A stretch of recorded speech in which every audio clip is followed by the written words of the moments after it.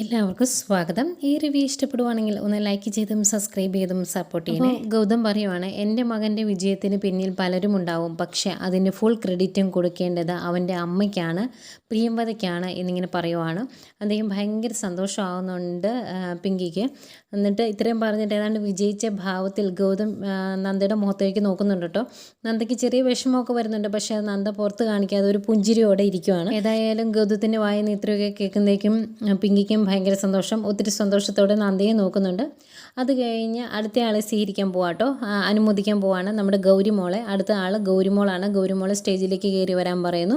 ഗൗരി സ്റ്റേജിലേക്ക് കയറി വന്ന് കഴിയുമ്പം ഗൗരിക്ക് ഒരു കുഞ്ഞ് ട്രോഫിയൊക്കെ കൊടുക്കും. അത് കഴിഞ്ഞ് ചോദിക്കുന്നുണ്ട്, മോൾക്ക് പോലീസ് ആകണമെന്നാണോ ആഗ്രഹം, അതുകൊണ്ടാണോ ഈ ഡ്രസ്സ് ഇട്ടുകൊണ്ട് വന്നത്, ഇങ്ങനെ ഒരു പോലീസ് യൂണിഫോം തന്നെ ഇട്ടുകൊണ്ട് വന്നത് എന്നൊക്കെ ചോദിക്കും. എന്നിട്ട് മൈക്ക് കൈ കൊടുക്കും. അന്നേരം ഗൗരിമോൾ പറയുന്നുണ്ട്, സത്യം പറഞ്ഞാൽ അതല്ല എൻ്റെ ഇപ്പോഴത്തെ ഏറ്റവും വലിയ ആഗ്രഹം എന്ന് പറയും. അന്നേരം നന്ദ പോലും ഒന്ന് ഞെട്ടിപ്പോട്ടോ, കാരണം എപ്പോഴും എനിക്ക് പോലീസ് ആകണമെന്ന് പറഞ്ഞായിരുന്നല്ലോ ഗൗരിമോൾ നടന്നുകൊണ്ടിരുന്നത്. ഏതായാലും ഈ ചോദ്യം കേട്ട് കഴിയുമ്പോഴത്തേക്കും ഗൗരിമോൾ പറയുവാണ്, എനിക്ക് എൻ്റെ ഇപ്പോഴത്തെ ഏറ്റവും വലിയ ആഗ്രഹം എൻ്റെ പപ്പയെ ഒന്ന് കാണുക എന്നുള്ളതാണ്. എൻ്റെ പപ്പയെ ഞാൻ ഇതുവരെ കണ്ടിട്ടില്ല. പപ്പയുടെ പേരെന്താണെന്നോ പപ്പ ആരാണെന്നോ ഒരു ഫോട്ടോ പോലും ഞാൻ ഇതുവരെ കണ്ടിട്ടില്ല. അതുകൊണ്ട് തന്നെ എനിക്ക് എൻ്റെ പപ്പയെ കാണണമെന്നാണ് ഇപ്പോഴത്തെ ഏറ്റവും വലിയ ആഗ്രഹം എന്ന് പറയും. അത് കേൾക്കുമ്പോഴത്തേക്കും ഗൗതത്തിനും ഒരു ഞെട്ടൽ. എന്നുവെച്ചാൽ കുഞ്ഞ് ഇതുവരെ പപ്പേനെ കണ്ടിട്ടില്ല എന്നാണല്ലോ പറയുന്നത്. നന്ദയാണെങ്കിൽ എന്ത് ചെയ്യണമെന്ന് അറിയാതെ ഇങ്ങനെ ഉരുകിയിരിക്കും കേട്ടോ പാവം. ഏതായാലും അതിൻ്റെ കൂടെ ഗൗരിമോൾ പറയുവാണ്, എൻ്റെ ഏറ്റവും വലിയൊരു ആഗ്രഹമായിരുന്നു എൻ്റെ പപ്പയെ കാണണമെന്ന്. ഇതുവരെ എനിക്ക് എൻ്റെ പപ്പയെ കാണാൻ സാധിച്ചില്ല. എൻ്റെ പപ്പയുടെ സ്ഥാനത്ത് നിന്ന് എന്നെ ഇപ്പം രക്ഷിച്ചതും ഒക്കെ നന്ദുവിൻ്റെ പപ്പയാണ്. അതുകൊണ്ട് എനിക്കിനി പപ്പയെ കിട്ടുവാണെങ്കിൽ നന്ദുവിൻ്റെ പപ്പയെ പോലെ തന്നെ ഒരു പപ്പയെ കിട്ടിയാൽ മതി. അങ്ങനത്തെ പപ്പയെ എനിക്കിഷ്ടം എന്നൊക്കെ പറയും. എന്നിട്ട് ഗൗതത്തോടായിട്ട് ചോദിക്കുവാണ്, പപ്പ ഞാനൊരു കാര്യം ചോദിച്ചോട്ടെ എന്ന് ചോദിക്കും. അന്നേരം ആദ്യം ഗൗതം ഇങ്ങനെ ഒന്ന് അന്തിച്ച് നോക്കി. അന്നേരം ചോദിച്ചോട്ടെ, ഉത്തരം പറയാമോ എന്ന് ചോദിക്കുമ്പോൾ മോള് ചോദിച്ചോ എന്നിങ്ങനെ പറയുവാണ് ഗൗതം. അന്നേരം ഗൗതത്തോട് ചോദിക്കുവാണ് ഗൗരിമോൾ, എന്നെ നന്ദുവിൻ്റെ പപ്പയ്ക്ക് അഡോപ്റ്റ് ചെയ്യാവോ, എന്നെ ഇങ്ങടെ മോളായിട്ട് ദത്തെടുക്കാവോ എന്ന് ചോദിക്കുവാണ്. ഇത് കേൾക്കുന്നേക്കും ഗൗതം ആകെ ഷോക്കായിട്ട് നിൽക്കുന്നു. അതിലേറെ സങ്കടവും ഒക്കെ വരുന്നുണ്ട് നന്ദയ്ക്ക്. എല്ലാം കേട്ട് എല്ലാവരും ഇങ്ങനെ അന്തിച്ച് നോക്കുവാട്ടോ. ഒരു കൊച്ചിങ്ങനെ ഡയറക്റ്റ് ചോദിക്കുവാണല്ലോ. അന്നേരം ഗൗതം ഇങ്ങനെ മിണ്ടാതെ നിൽക്കുക. അന്നേരം പറയുന്നുണ്ട്, ഞാൻ ഇതുവരെ എൻ്റെ പപ്പയെ കണ്ടിട്ടില്ല എന്ന് ഞാൻ പറഞ്ഞല്ലോ. എനിക്ക് പപ്പേനെ ഒത്തിരി ഇഷ്ടമാണ്, അതുകൊണ്ടാണ് ഞാൻ പറഞ്ഞത് പപ്പയുടെ മോളായിട്ട് എന്നെ ദത്തെടുക്കാവോ എന്ന് ചോദിച്ചത്. എന്നിട്ട് എൻ്റെ പപ്പയുടെ കൂടെ എനിക്ക് ബീച്ചിലും അവിടെയും റെസ്റ്റോറൻറ്റിലും ഒക്കെ പോവുകയൊക്കെ ചെയ്യാമല്ലോ, അതൊക്കെ എൻ്റെ വലിയൊരു ആഗ്രഹമാണ് എന്നൊക്കെ പറഞ്ഞ് ഇങ്ങനെ അങ്ങ് പറയും കേട്ടോ കുറേ കാര്യങ്ങൾ. അന്നേരം ഇങ്ങനെ അന്തിച്ച് നിൽക്കുവാണ് ഗൗതം. എന്നിട്ട് ഗൗതത്തോട് നിർബന്ധിച്ച് ചോദിക്കുന്നുണ്ട്, ഞാൻ ചോദിച്ചതിന് ഒരു മറുപടി പറയാമെന്നൊക്കെ പറയുന്നുണ്ട്. ഈ സംഭവം നമ്മുടെ നിർമ്മലും കാണുന്നുണ്ട് കേട്ടോ. നിർമ്മൽ അവിടെ വന്നിട്ടുണ്ട്. ഇവരാരും കണ്ടിട്ടില്ല. അത്രയും ആൾക്കാരുടെ ബാക്കിൽ ഒരു കസേരയിൽ നിർമ്മലും ഇരിക്കുന്നുണ്ട്.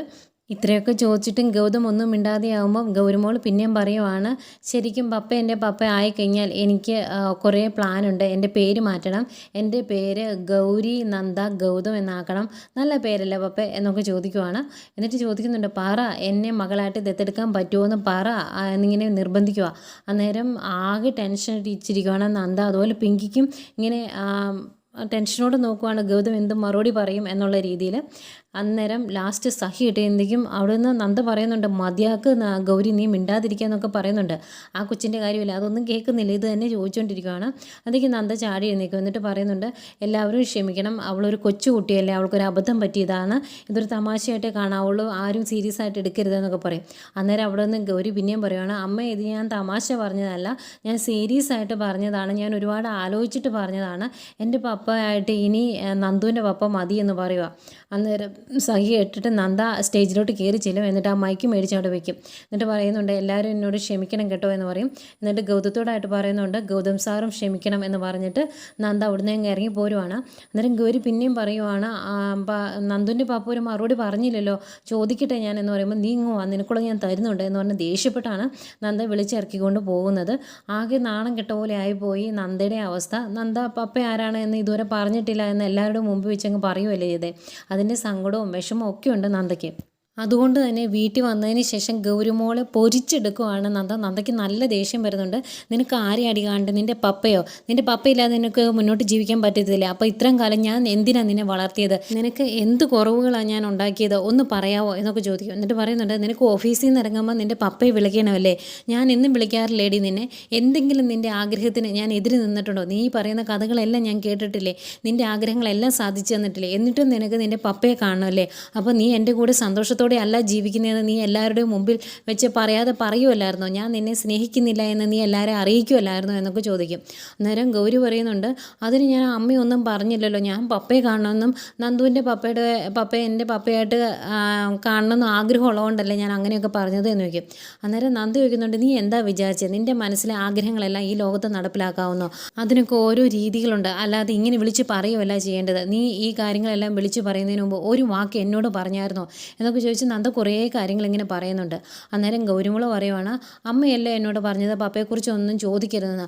അതുകൊണ്ട് ആദ്യം പിന്നെ ഞാൻ ഒന്നും ചോദിച്ചില്ലല്ലോ. ഞാൻ കുറേ കാലം വെയിറ്റ് ചെയ്തു, കുറേ കാലം ഞാൻ പ്രാർത്ഥിച്ചു, എന്നിട്ടും എൻ്റെ പപ്പ വന്നില്ല. അതുകൊണ്ടാണ് ഞാൻ നന്ദുവിൻ്റെ പപ്പയോട് എന്നെ അഡോപ്റ്റ് ചെയ്യാവോ എന്ന് ചോദിച്ചത് എന്ന് പറയും. അന്നേരം നന്ദു പറയുന്നുണ്ട്, ഇത് ആരെങ്കിലും ചെയ്യുന്ന കാര്യമാണ്? ഏതെങ്കിലും കുട്ടികൾ ഇങ്ങനെ ചോദിക്കുമോ? നിനക്ക് അപ്പം നിൻ്റെ അമ്മയുടെ സ്നേഹം ഇതുവരെ അനുഭവിച്ചറിയാൻ പറ്റിയിട്ടില്ല. നീ എൻ്റെ കൂടെ സന്തോഷത്തോടെ അല്ല ജീവിക്കുന്നത്. എൻ്റെ അഭിമാനം നീ എല്ലാവരുടെയും മുമ്പിൽ വെച്ച് ചവിട്ടി തേച്ച് കളഞ്ഞില്ലേ ഗൗരി? നീ എൻ്റെ വിഷമം അറിഞ്ഞില്ലല്ലോ എന്നൊക്കെ പറഞ്ഞാൽ നന്ദയ്ക്ക് സങ്കടം വന്നുണ്ട്. അന്നേരവും ഗൗരി പറഞ്ഞേ, അതിന് ഞാൻ അമ്മയൊന്നും പറഞ്ഞില്ലല്ലോ എന്നാ. അന്നേരം നന്ദ പറയുന്നുണ്ട്, പറഞ്ഞില്ല പോലും. ഇനി ഇത് കൂടുതൽ എന്താടി പറയാനുള്ളതെന്ന് ചോദിക്കുമ്പോൾ, എനിക്ക് ഒത്തിരി ആഗ്രഹമുണ്ട് എൻ്റെ പപ്പയെ കാണാൻ, അതുകൊണ്ടല്ലേ ഞാൻ അങ്ങനെ ചെയ്തതെന്ന് ചോദിക്കും. അന്നേരം പിന്നെയും നിന്ന് അധിക പ്രസംഗം തർക്കുത്തരം പറയുന്നത് എന്ന് ചോദിച്ച് നന്ദ തല്ലാൻ ചെല്ലുവാണ്. എന്നിട്ട് ഒരെണ്ണം വെച്ച് കൊടുക്കുകയും ചെയ്യും. അപ്പം ഇവരിങ്ങനെ സംസാരിക്കുന്നത് അവിടെ വാതയ്ക്ക് വന്ന് കയറി വരുന്ന നിർമ്മല ഇത് കേൾക്കുന്നതുകൊണ്ട് അവിടെ നിൽക്കുമായിരുന്നു.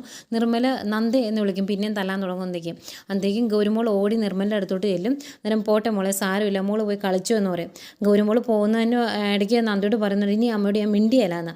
അങ്ങനെ പറഞ്ഞിട്ട് മോൾ അങ്ങോട്ട് പോയി കഴിയുമ്പോഴേക്കും നന്ദയോട് നിർമ്മല ചോദിക്കുകയാണ്, എന്താ നന്ദ ഈ കാണിക്കുന്നതെന്ന് ചോദിക്കുമ്പോൾ നിർമ്മല എന്താ വേണ്ടതെന്ന് ചോദിക്കും. ദേഷ്യം വന്നിരിക്കുവാണല്ലോ നന്ദയ്ക്ക്. അന്നേരം നിർമ്മല പറയുന്നുണ്ട്, എനിക്കൊന്നും വേണ്ട, ഞാനും ആ ഹാളിൽ വന്നായിരുന്നു. ഗൗരിമോൾ പറഞ്ഞ കാര്യങ്ങളെല്ലാം ഞാനും കേട്ടു. അവളുടെ ആഗ്രഹം, അവളുടെ മനസ്സിൻ്റെ വേദന നന്ദയ്ക്ക് എന്താ മനസ്സിലാകാത്തത് എന്ന് ചോദിക്കും. അന്നേരം നന്ദ പറയുന്നുണ്ട്, അവളുടെ വിഷമം, അവൾക്ക് എന്ത് കുറവാണ് നിർമ്മല ഞാൻ ഇതുവരെ ഉണ്ടാക്കിയിരിക്കുന്നത് എന്ന് ചോദിക്കും. അന്നേരം നിർമ്മല പറയുന്നുണ്ട്, നന്ദയ്ക്ക് ഒരുപാട് അറിവുകളുണ്ട്, ഒരുപാട് ആൾക്കാരെ കണ്ടും പരിചരിച്ചും ഒക്കെയുള്ള എക്സ്പീരിയൻസും എല്ലാം ഉണ്ട്. പക്ഷേ നന്ദയ്ക്ക് ആ കുഞ്ഞിൻ്റെ മനസ്സ് അറിയാൻ സാധിക്കുന്നില്ല. അവൾ എത്രത്തോളം ആഗ്രഹിക്കുന്നുണ്ട് അവളുടെ പപ്പയെന്ന് ഇതുവരെ നന്ദയ്ക്ക് മനസ്സിലായില്ലേ എന്ന് ചോദിക്കും. എന്നിട്ട് നിർമ്മല പറയുന്നുണ്ട്, ഞാൻ വളരെ കുഞ്ഞായിരിക്കുമ്പോൾ തൊട്ട് കാണുന്നതാണ് അവളെ.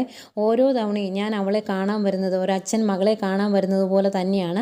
അവൾ എൻ്റെ മകളായിരുന്നെങ്കിൽ എന്ന് ഞാൻ പലപ്പോഴും ആഗ്രഹിച്ചിട്ടുണ്ട്. എങ്കിലും ഒരിക്കൽ പോലും അവൾ എന്നെ ഇതുവരെ അച്ഛ എന്നോ അല്ലെങ്കിൽ വേറെ ഏതെങ്കിലും രീതിയിലോ വിളിച്ചിട്ടില്ല. എന്നെ അങ്കിളെ എന്ന് മാത്രമേ അവളെ വിളിച്ചിട്ടുള്ളൂ. അവൾക്ക് അങ്ങനെ ഒരു ഫീലിങ്സ് തോന്നാത്തത് കൊണ്ടല്ലേ അവൾ അങ്ങനെയൊന്നും ചെയ്യാണ്ടിരുന്നത്. പക്ഷേ ഇന്ന് അവൾ ഗൗതം സാറിനോട് അങ്ങനെ ചോദിച്ചു എങ്കിൽ അതാണ് ബ്ലഡിൻ്റെ ഗുണം എന്ന് പറയുന്നത്. അവൾക്കറിയാം അവളുടെ അച്ഛനാകാനുള്ള യോഗ്യത ഗൗതം സാറിനുണ്ട് എന്ന്. അവൾ ചോദിച്ചത് അവളുടെ സ്വന്തം അച്ഛനോട് തന്നെയാണ് എന്നുള്ള കാര്യം നന്ദ മറന്നു പോകരുത് എന്നൊക്കെ പറയും. അധികം ദേഷ്യം വരുന്നുണ്ട് നന്ദയ്ക്ക്. അപ്പോൾ നന്ദ ചോദിക്കും, നിർമ്മല കുടിച്ചിട്ടുണ്ടോ എന്ന്. അങ്ങനെ നിർമ്മല പറയും, കുടിക്കാതെ എങ്ങനെയാണ്? എൻ്റെ മനസ്സ് കല്ലൊന്നുമല്ല, ആ കുഞ്ഞിൻ്റെ വിഷമം എനിക്ക് സഹിക്കാൻ പറ്റിയില്ല, അതുകൊണ്ടാണ് ഞാൻ കുടിച്ചത് എന്ന് പറയുന്നതേക്കും നന്ദ പറയുന്നുണ്ട്, ഇവിടുന്ന് ഇറങ്ങിപ്പോക്കണം, കുടിച്ചിട്ട് വായി തോന്നിയത് വിളിച്ച് പറയാനുള്ള സ്ഥലമല്ല ഇവിടെ, ഗെറ്റ് ഔട്ട് എന്ന് പറയും. അന്നേരം നിർമ്മല പറയുന്നുണ്ട്, ഞാൻ കുടിച്ചിട്ട് വിളിച്ച് പറഞ്ഞത് തോന്നിയാസമൊന്നുമല്ല, വേണ്ടാത്തതുമല്ല. ആ കുട്ടിയുടെ മനസ്സിൽ അവൾ അത്രത്തോളം ആഗ്രഹിക്കുന്നുണ്ട് അവളുടെ അച്ഛനെ.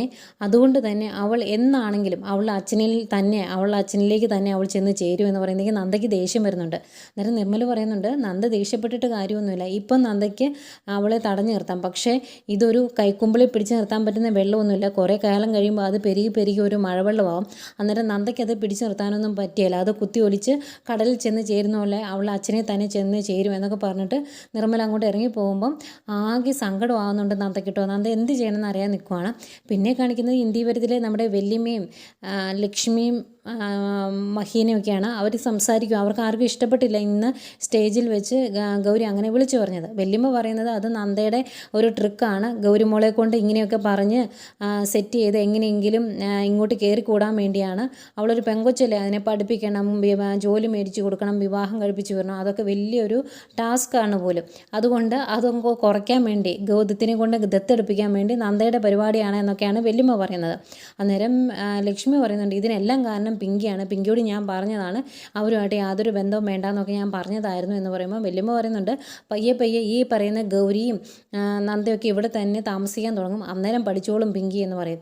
അന്നേരം ലക്ഷ്മി പറയുന്നുണ്ട് അല്ലെങ്കിൽ തന്നെ ഗൗതം മനസ്സിൽ ഒരു ചെറിയ അകൽച്ച ഇട്ടിട്ടുണ്ട് പിങ്കിയുമായിട്ട്, അത് നന്ദി ഇങ്ങോട്ട് വന്നിട്ടുണ്ടെങ്കിൽ ആ അകൽച്ച വളർത്തി വലിയൊരു മതിലാക്കി കെട്ടി തിരിക്കും എന്നൊക്കെ ഇങ്ങനെ ലക്ഷ്മി പറയുവാണ്. പക്ഷേ എന്തോ മഹേശ്വരന് എന്തോ ഒരു ചായ്വ് ഗൗരിമോള് അങ്ങനെ ചോദിക്കുന്നത് കേട്ടപ്പോൾ എൻ്റെ മനസ്സിലൊരു പിടച്ചിലുണ്ടായി എന്നൊക്കെ മഹേശ്വരൻ പറയുന്നുണ്ട്. ഏതായാലും നന്ദേനെയും ഗൗരിയെയും ശാന്തിപുരത്തേക്ക് തന്നെ തിരിച്ചയക്കാൻ എന്താ വേണ്ടതെന്ന് വെച്ചാൽ ഞാൻ ചെയ്യും എന്നാണ് വല്യമ്മ പറയുന്നത്. പിന്നെ കാണിക്കുന്നത് നമ്മുടെ അരുണിനെയും പവിത്രയാണ്. അവർ ഹോസ്പിറ്റലിലോട്ട് ചെന്നതാണ്, സന്തോഷ വാർത്ത അറിയിക്കാൻ വേണ്ടിയാണ് അരുൺ അങ്ങോട്ട് ചെന്നത്. പക്ഷേ ഡോക്ടർ പറയുന്നത് ഡോക്ടർ ഇങ്ങോട്ട് വരാൻ വേണ്ടി ഇവരെ വിളിക്കാൻ വേണ്ടിയിരിക്കുമായിരുന്നു, അതും അരുണിനോട് തന്നെ എന്തോ സംസാരിക്കാനുണ്ട് ഡോക്ടർക്ക് എന്നാണ് പറയുന്നത്.